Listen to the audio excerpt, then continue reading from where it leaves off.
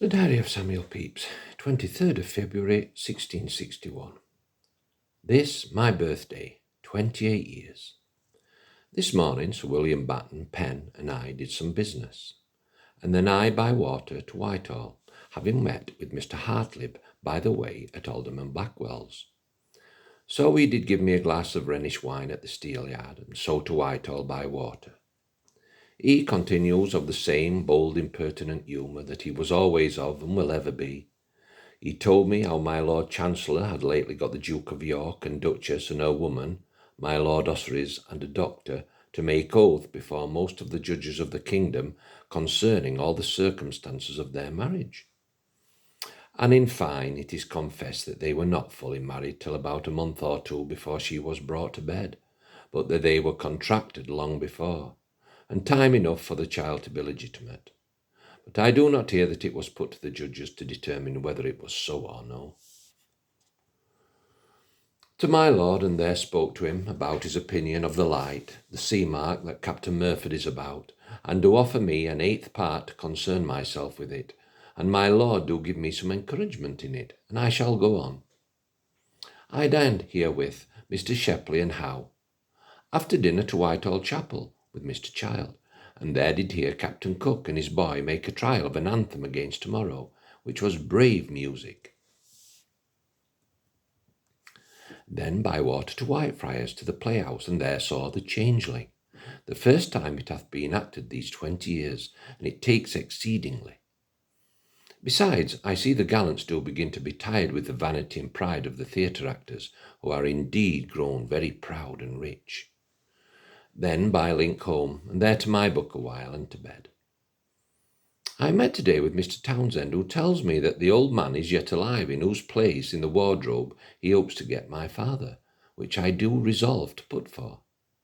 I also met with the comptroller, who told me how it was easy for us all, the principal officers, and proper for us to labour to get into the next Parliament, and would have me to ask the Duke's letter, but I shall not endeavour it, because it will spend too much money, though I am sure I could well obtain it. This is now 28 years that I am born, and blessed be God in a state of full content, and great hopes to be a happy man in all respects, both to myself and friends.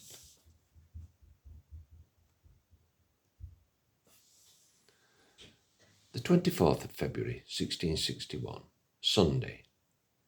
Mr. Mills made an excellent sermon in the morning against drunkenness, as ever I heard in my life. I dined at home, another good one of his in the afternoon. My Valentine, Martha Batten, had her fine gloves on at church today that I did give her. After sermon, my wife and I unto Sir William Batten, and sat a while, then home, I to read, then to supper, and to bed.